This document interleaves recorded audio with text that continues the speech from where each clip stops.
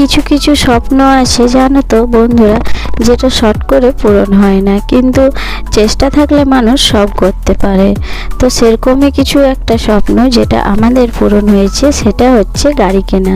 তো দেখো অনেক দিনেরই স্বপ্ন জানো তো, যে বাবুর জন্য গাড়ি নেওয়া হবে আর আমাদের জন্য কিন্তু এরকম একটা মারুতি নেওয়া হবে। তো সেই জন্য দেখো আমাদের জন্য একটা মারুতি নিয়ে আসা হয়েছে, তোমাদের সঙ্গে ভাবলাম শেয়ার করি। তো মারুতিটা কিন্তু কাল রাত্রিবেলায় এনেছে, আর বাবুর গাড়িটা আজকে নিয়ে এসেছে। আজ গেছিলো বাজারে বাবুর জন্য গাড়িটা আনার জন্য। তো বাবা এসছে কালকে মারুতিটা নিয়ে এসছে, আর আজকে দেখো বাবুর জন্য গাড়ি নিয়ে এসছে। ছোট ছোট স্বপ্নগুলো পূরণ করলে না বেশ ভালো লাগে জানো তো। আর বাবার জন্য ভাবছিল একটা বাইক নেবে, তো বাবার জন্য বাইক কিন্তু নিয়ে এসছে। তোমাদেরকে দেখাচ্ছি বাবার বাইকটা।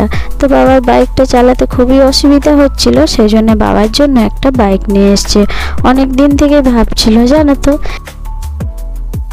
স্বপ্নটা পূরণ করা হয়েছে। আর যদি স্বপ্ন পূরণ হয় তাহলে বেশ ভালো লাগে, সেই জন্য জানো তো আজকে আমাদের খুবই ভালো লাগছে। আর বাবু দেখো কি সুন্দর চালাচ্ছে গাড়িটা। ও কিন্তু সাইকেলও চালাতে পারে আর গাড়িও বেশ ভালোই চালাচ্ছে। প্রথম দিনে দেখো গাড়িটা কি সুন্দরভাবে চালাচ্ছে। তো তারপরে গাড়িটা পুজো করানো হবে। তো আজকে তো দেখো নিয়ে এসছে বাবু, এখন এখানে বাইরে গাড়িটা চালাচ্ছে।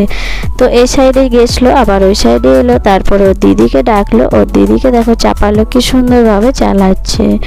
আর তারপরে দেখো অনেকক্ষণ পর জানো তো গাড়িগুলো আনা হয়েছে, স্নান করা হলো। অনেকক্ষণ পর দেখো পুরোহিত মশাই চলে এসেছেন পুজো করার জন্য। তো প্রথমে দেখো বাবার গাড়িটা পুজো করা হচ্ছে, আর এই দেখো বাবার জন্য এই গাড়িটা কেনা হয়েছে।